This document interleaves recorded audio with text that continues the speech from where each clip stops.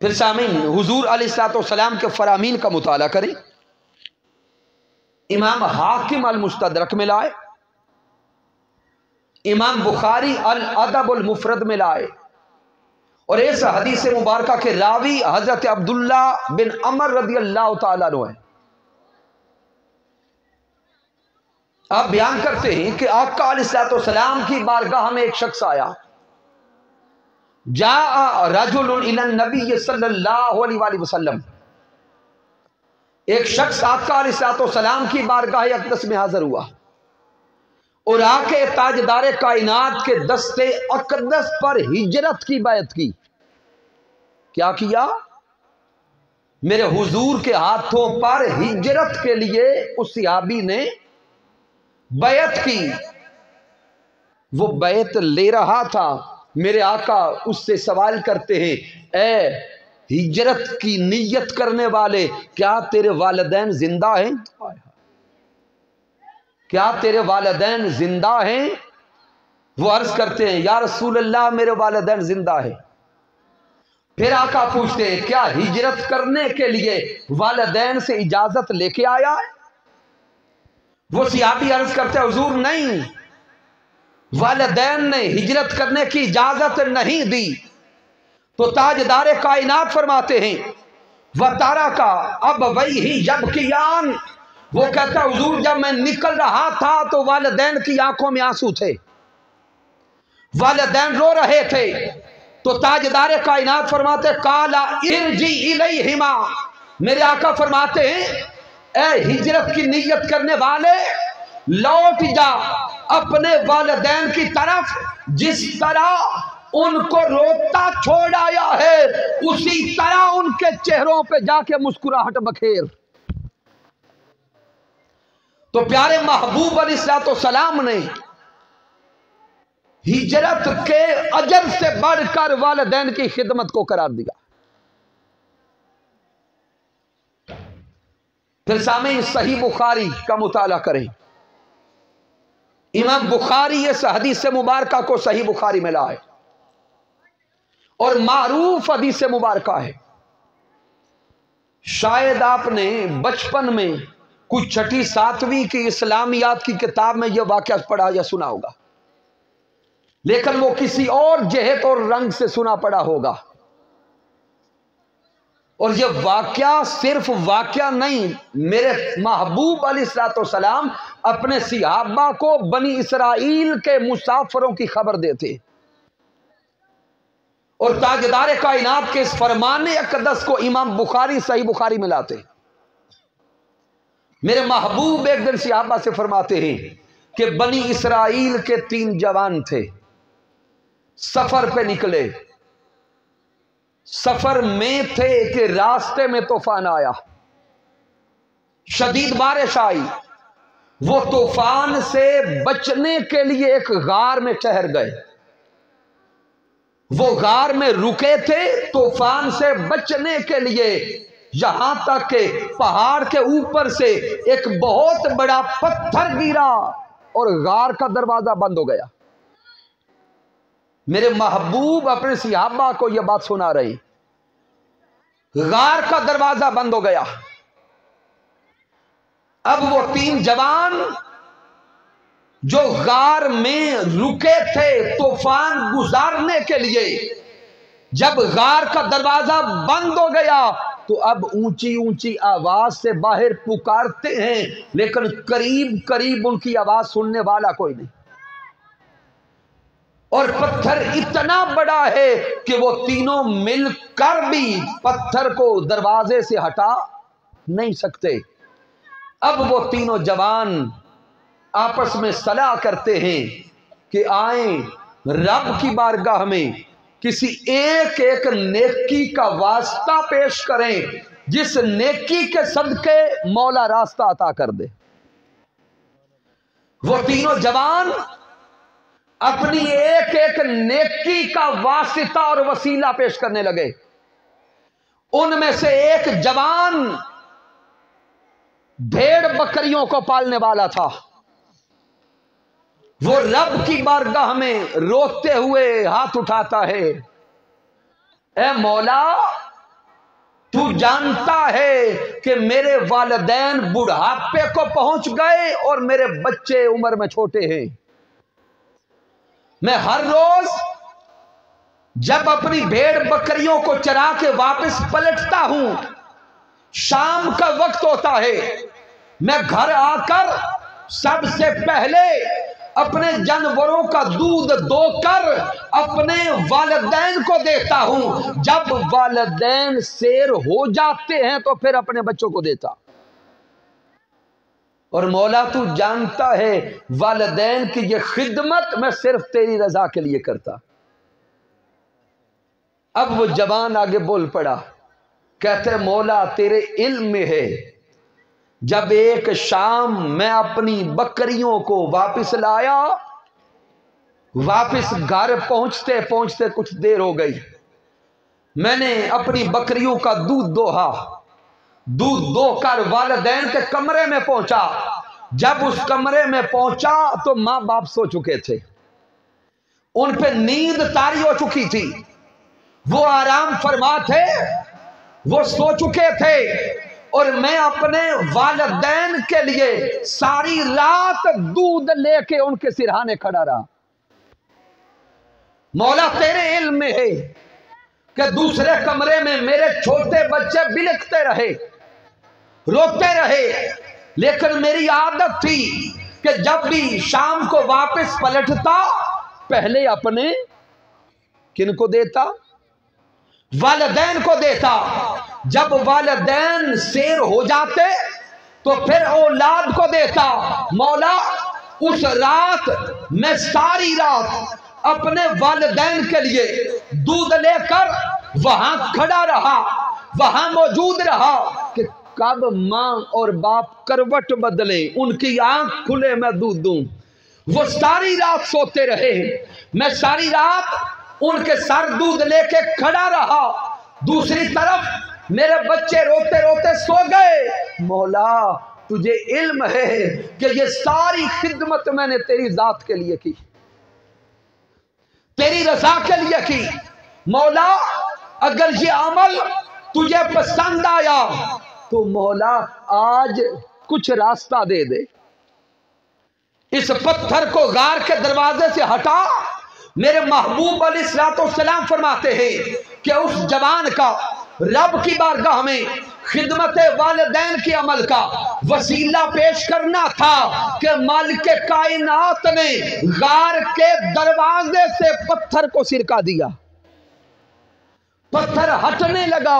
پھر دوسرے جوان اپنی اپنی نیکی کا وسیلہ پیش کرنے لگے. رب کائنات غار کے دروازے سے پتھر کو ہٹاتا گیا یہاں تک کہ انہیں راستہ مل گیا. تاجدار کائنات کے فرمان اقدس کو سمجھے اور حضور علیہ السلام کے فرمان عالی شان کو سمجھ کر یہ راز دل کی تختی پہ لکھتے جائیں کہ والدین مولا نے ہمیں وہ نعمت دی ہے، وہ رحمت دی ہے کہ ان والدین کی خدمت کا صدقہ رب کائنات بڑی سے بڑی مشکلات سے بھی مولا آسانی عطا فرما دیتا ہے. مولا مشکلات کو ٹال دیتا ہے صرف والدین کی خدمت کا صدقہ. اور آج اگر ہم اپنے معاشرے پہ نگاہ ڈالیں اور سوچیں کہ اس معاشرے میں کیا آج والدین کی عزت اور والدین کا احترام وہ باقی ہے جو تاجدار کائنات چاہتے ہیں؟ پھر آقا علیہ السلام کے فرامین کا مطالعہ کریں. میرے محبوب علیہ السلام نے کبیرہ گناہوں کا ذکر کیا اور تاجدار کائنات فرماتے ہیں اے میرے صحابہ کیا میں تمہیں بتاؤں کہ کبیرہ گناہوں میں جو سب سے بڑے گناہ ہیں. اب جو گناہ کبیرہ ہے لفظ کبیرہ بتا رہا ہے کہ وہ گناہ خود اپنی ذات میں بہت بڑا ہے، لیکن میرے حضور فرماتے ہیں کہ ان کبائر میں بھی جو بڑے ہیں. صحابہ عرض کرتے ہیں حضور وہ فرمائیں کہ کون سے گناہ ہیں جو کبائر میں بھی بڑے ہیں، تو تاجدار کائنات فرماتے ہیں کبائر میں سب سے بڑا گناہ اللہ کی ذات کے ساتھ شرک کرنا ہے، اللہ کی ذات کے ساتھ کسی دوسرے کو شریک ٹھہرانا، اور اس کے بعد دوسرا کبائر میں بھی بڑا گناہ حقوق الوالدین، والدین کو ستانا اور والدین کی نافرمانی کرنا۔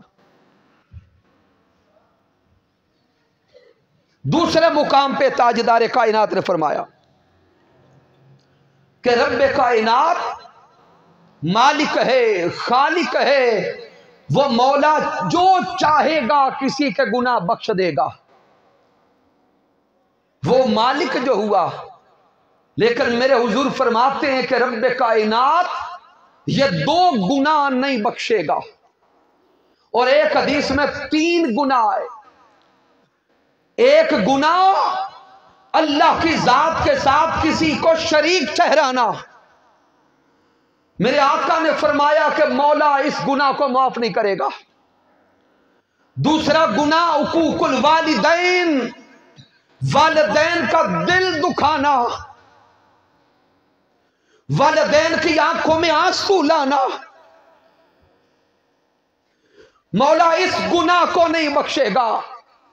اور تیسرا گناہ میرے آقا فرماتے ہیں جو عادی شراب پینے والا ہے، رب کائنات اس شرابی کو معاف نہیں کرے گا۔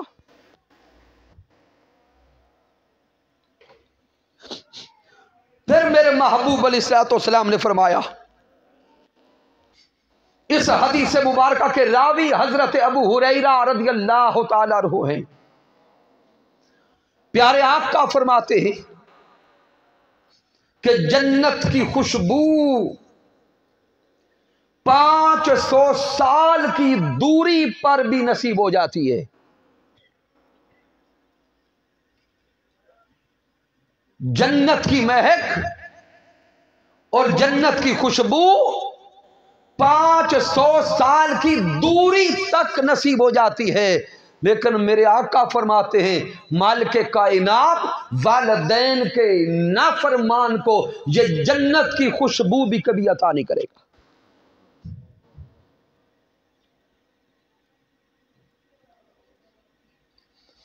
پھر سامعین، آج کے دور میں ہر انسان کامیابی کے پیچھے دوڑ رہا ہے،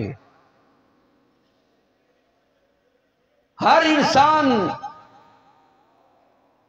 رزق کی پیچھے دوڑ رہا ہے،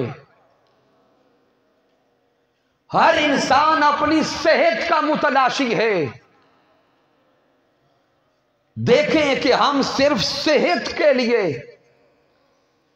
آئے دن ڈاکٹرز کے پاس جاتے ہیں اور بیفور ڈیزیز اپنے ٹیسٹ کرواتے ہیں۔ یعنی آج کا جو وقت آ گیا ہے، ڈاکٹر کہتے ہیں کہ بیماری لگنے سے پہلے ٹیسٹ کرواؤ۔ کیا ہم صرف اپنی بیماری ٹیسٹ کرنے کے لیے ہزاروں روپے کے ٹیسٹ کرواتے ہیں یا نہیں کرواتے؟ اب تھوڑا اونچا بولیں گے۔ کرواتے ہیں، لاکھوں روپے ان ٹیسٹ پہ لگاتے ہیں، آئے دن ڈاکٹرز کے پاس چکر لگاتے ہیں، اور ڈاکٹر اگر کہہ دے کہ کھانا پرہیزی کھاؤ تو ڈاکٹر کے کہنے پہ کھانا پرہیزی شروع کر دیتے۔ اگر ڈاکٹر کہے کہ صبح اٹھ کے واک کرو تو کیا کرتے ہیں کہ نہیں کرتے؟ تھوڑا اونچا بولیں تو تھوڑا غور تو کریں۔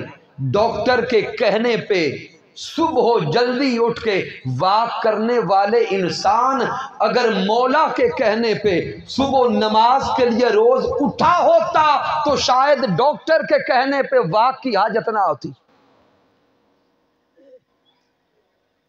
لیکن اس خاص نقطہ کی طرف آپ کی توجہ لانا چاہتا ہوں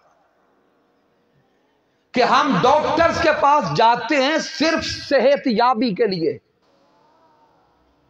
کہ ہم بیماریوں سے بچ جائیں۔ ताजदार कायनात फरमाते कि ऐ प्यारे महबूब के उम्मतियों, महबूब का पैगाम सुनो। मेरे आका फरमाते हैं अगर कोई इंसान अपनी उम्र में बरकत चाहता है तो वालिदैन की खिदमत करे। वालिदैन की खिदमत के सिले से मौला उम्र में बरकत अता कर देगा। इससे आगे है रिस्क में बरकत लेना, जिंदगी में कामयाब होने के लिए दौड़ना। हमारे इम्तिहानात करीब आते हैं, हम पीराने किराम के पास जाते हैं तावीज लेने के लिए, दुआ करवाने के लिए, दम करवाने के लिए कि किबला पीर साहब दुआ कर दें मैं कामयाब हो जाऊं।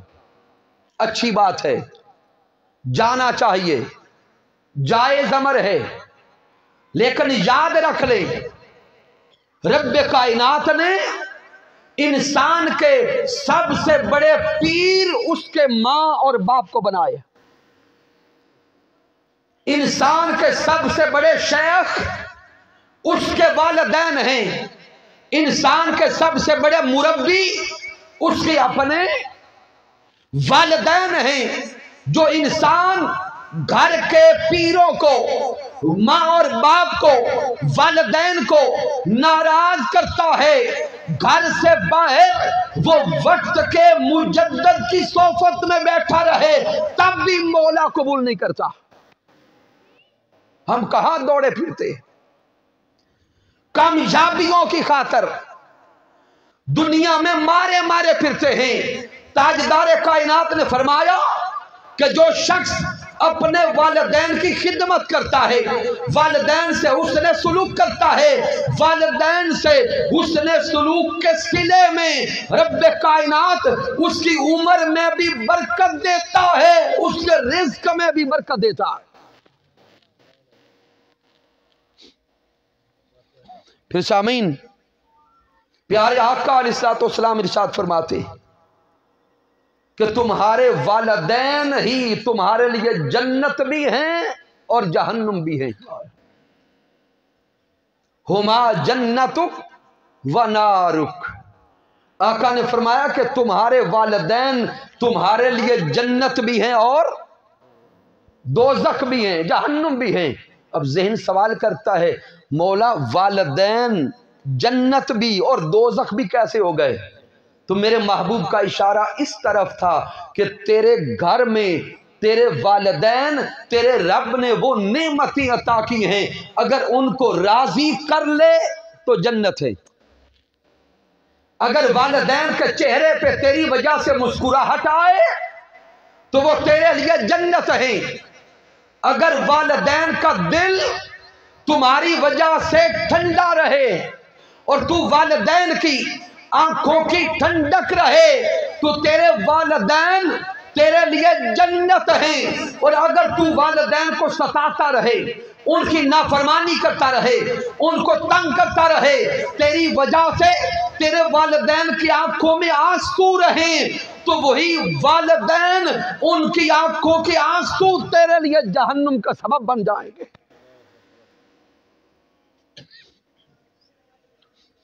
फिर आका अलैहिस्सलाम इरशाद फरमाते रिदा अर-रब्बी फिर रिदा अल-वालिदैन। मेरे आका ने फरमाया कि तेरे रब की रजा वालिदैन की रजा में है और रब की नाराजगी वालिदैन की नाराजगी में है। ए बादशाहपुर की सरजमी पे बसने वालों, महबूब अलैहिस्सलाम का कलिमा पढ़ने वालों, ताजदार अलैहिस्सलाम से मोहब्बत का दम भरने वालों, आओ इस मुआशरे पे निगाह डालें। आज अपने अहवाल को बदलें, अपने अतवार को बदलें, अपनी सोचों को और किरदार को बदलें और वालिदैन के ऐसे खादिम बन जाएं कि वालिदैन हमेशा हमारी वजह से मुस्कुराते रहें। फिर सामीन मोहतरम, मां और बाप इन दोनों के मुकाम मर्तबा को मालिक कायनात ने अलग अलग कुरान और हदीस में भी बयान किया है। लेकिन मैं गुफ्तगू को इख्तिताम की तरफ लाते हुए एक वाक्या की तरफ आपका इशारा चाहता हूं। महबूब अलैहिस्सलाम के फरामीन की कुतुब का मुताला करें। एक जवान आका अलैहिस्सलाम की बारगाह अक़दस में अपने बाप की शिकायत लाता है। हुजूर की अदालत में एक जवान अपने बाप के खिलाफ केस करता है। और केस क्या है? वो कहता है हुजूर मेरा बाप मेरी इजाजत के बगैर मेरा पैसा खर्च कर देता है। मैं बड़ी मुश्किल से पैसे कमाता हूं, घर रखता हूं, मेरा वालिद मेरी इजाजत के बगैर वो पैसे लगा देता है। ये शिकायत है। मेरे आका अलैहिस्सलाम ने अपने एक गुलाम को भेजा कि उस बाबे बुजुर्ग को बुला के लाओ जिसके खिलाफ शिकायत आई है। एक सिहाबी बुलाने गए, जाके दरवाजे पे दस्तक दी। वो बुजुर्ग दरवाजे पे आए तो वो जवान कहता है बाबा जी आपको हुजूर बुला रहे हैं, आपके खिलाफ आपके बेटे ने हुजूर की बारगाह में केस किया है। वो बाबा जी पूछते हैं कि बेटे का दावा क्या है? तो वो आने वाला साइल बताता है, आने वाला बुलाने वाला बताता है कि आपके जवान बेटे ने शिकायत की है कि मेरा बाप मेरा पैसा मेरी इजाजत के बगैर खर्च करता। अब वो बूढ़े बुजुर्ग हुजूर की बारगाह की तरफ चल पड़े। वो अरब थे, जब चले तो ज़हन में कई अशआर बुनने लगे, कई सोचने लगे। वो बुजुर्ग बाप सारे रास्ते अपने बेटे के बारे में सोचता गया, अशआर बुनता गया, आंखों से आंसू बहाता गया। इधर वो बुजुर्ग वो बाप हुजूर की बारगाह अक़दस में पहुंचा। मालिक कायनात ने महबूब की तरफ जिब्राइल अलैहिस्सलाम को भेजा। रब फरमाता है मेरे प्यारे महबूब आने वाला जो बूढ़ा बाप है उससे मसले के बारे में सवाल बाद में करना। ए महबूब पहले उससे ये कहना कि रास्ते में जो अशआर बनाता आया है वो अशआर सुना दे। वो बूढ़ा बाप हुजूर की बारगाह अक़दस में पहुंचा। मेरे आका फरमाते हैं कि केस बाद में खोलेंगे, पहले रास्ते में जो अशआर बुने हैं वो सुना। वो बूढ़ा बाप मचल उठा, उसकी आंखों से आंसू छलके इश्क व मोहब्बत से, और बोल के कहता है वाह मेरे महबूब तेरे रब पे वारी जाएं वो अशआर जो अभी तक मेरे अपने कानों ने नहीं सुने, तेरे रब ने सुन लिए, तेरे रब ने सुन लिए। अब वो बूढ़ा बाप अपने अशआर सुनाने लगा, अपनी बात बताने लगा। वो कहता हुजूर जब आपका नुमाइंदा बुलाने के लिए पहुंचा, आपके नुमाइंदे ने मुझे बताया कि मेरे बेटे ने आपकी बारगाह में शिकायत की है।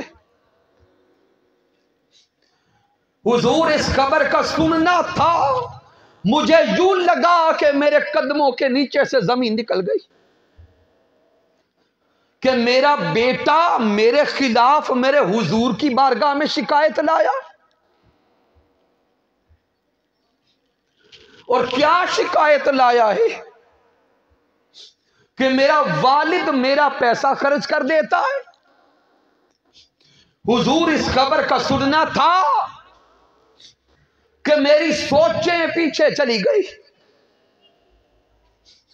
मेरे तस्वुरात पीछे चले गए। میرا ذہن ان دنوں کی طرف گیا کہ جب اللہ رب العزت نے ہمیں اس بیٹے کی امید عطا کی تھی تو ہمارے دن بدل گئے، ہمارا کھانا پینا بدل گیا، اٹھنا بیٹھنا بدل گیا، سونا جاگنا بدل گیا۔ اس بیٹے کی ماں نے بڑی مشکل سے دن گزارے اور مولا نے اسے ہمیں عطا کر دیا۔ جس دن اس کی ولادت ہوئی ہم نے خوشیاں منائی، پھر یہ بچہ تھا، اس کے آرام کی خاطر ہم ہر وقت سوچتے رہتے ہیں اگر یہ بیٹا بیمار ہو جاتا تو ہم اس کی صحت یابی کے لیے جس حکیم کا پتہ چلتا اس طبیب کے پاس لے جاتے۔ ہم اپنا کھانا بھول گئے، بیٹے کو کھلانے میں لگ گئے، اپنا پہننا بھول گئے، بیٹے کی خواہشات کو پوری کرنے لگ گئے۔ میں سارا دن اس بیٹے کی ضروریات کو پورا کرنے کے لیے محنت و مزدوری کرتا تھا۔ محبوب اس بیٹے کی خواہشات کو پورا کرنے کے لیے سارا دن تگاریاں اٹھاتا تھا، اس بیٹے کی خواہشات کو پورا کرنے کے لیے دیہڑیاں لگاتا تھا۔ وقت بیتتا گیا، یہ بیٹا جوان ہوتا گیا، میں بوڑھا ہوتا گیا، وقت گزرتا گیا، بیٹے کا جسم مضبوط ہوتا گیا، میرا جسم ڈلتا گیا۔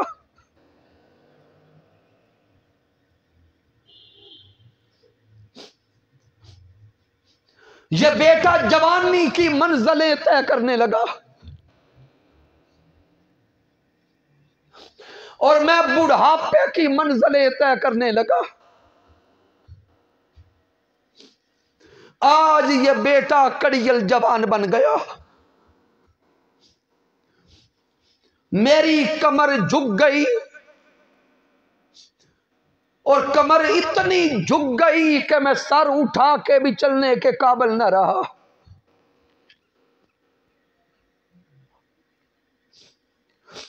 آج جب یہ بیٹا کچھ کمانے کے لائق ہو گیا تو یہ بیٹا میری شکایت حضور کی بارگاہ میں کرتا ہے۔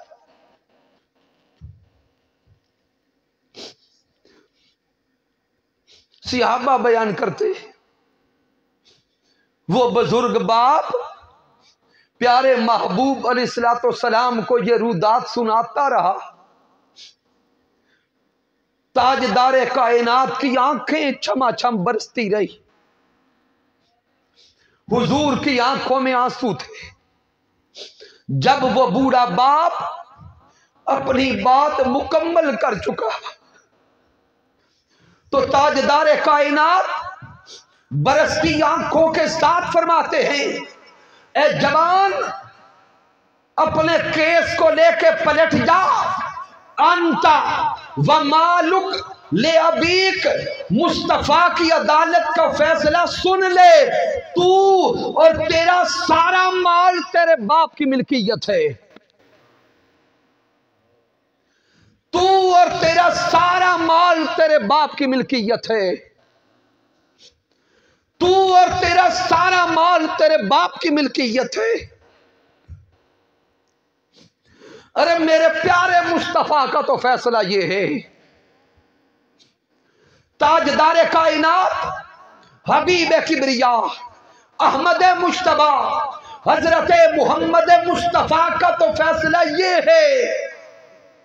اور آج اگر ہم اپنے اذہان، اپنے گھر اور اپنی سوچوں کی طرف دیکھیں، جب کمانے کی طرف لگتے ہیں تو اپنا مال ہی اپنے ماں باپ سے چھپا چھپا کے رکھتے، الگ تجوریاں بناتے ہیں کہ ہمارے ماں باپ کو پتہ نہ چلے کہ اس کے پاس پیسہ کتنا ہے۔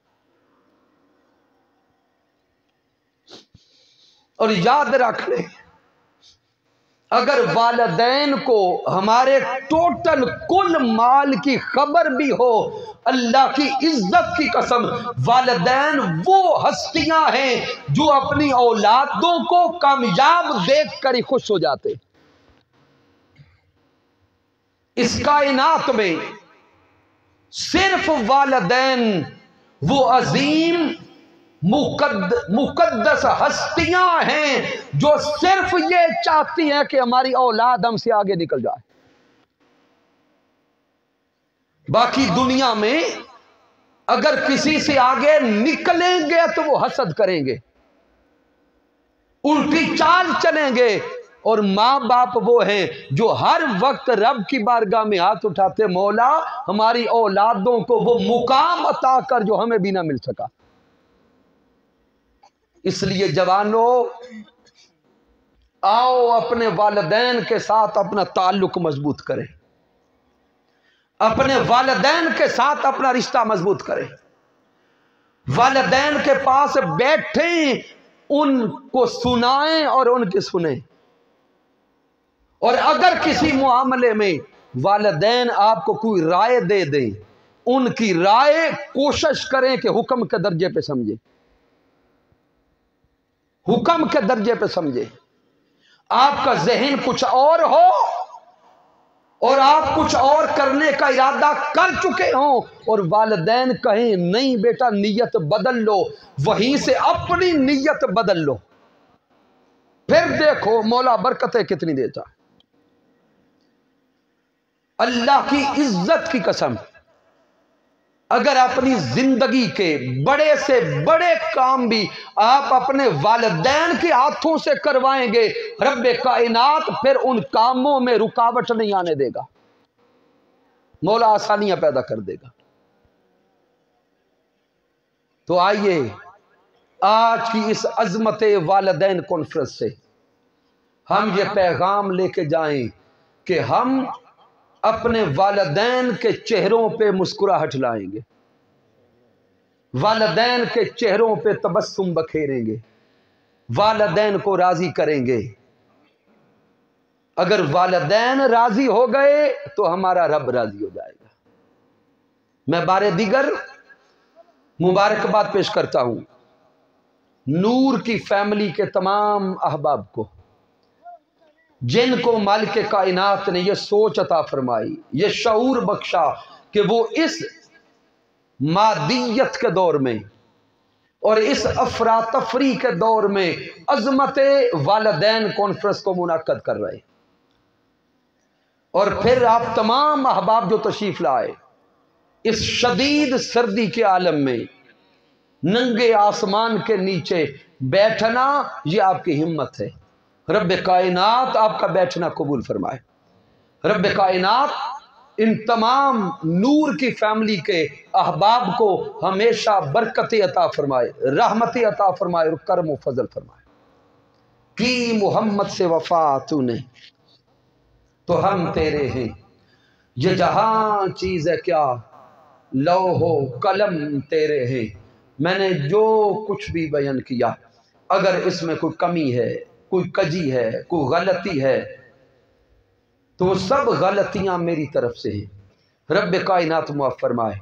اگر اس میں کوئی اچھائی اور کمال ہے تو اللہ کی عزت کی قسم اس میں میرا کوئی کمال نہیں، یہ رب کائنات کا کرم ہے، آقا علیہ الصلوۃ والسلام کی رحمت ہے، اور میرے قائد، میرے مربی، میرے استاذ حضور شیخ الاسلام ڈاکٹر محمد طاہر القادری مدہ ذلہ والی کی صحبت کا فیضان ہے۔ وما علینا الا البلاغ المبین۔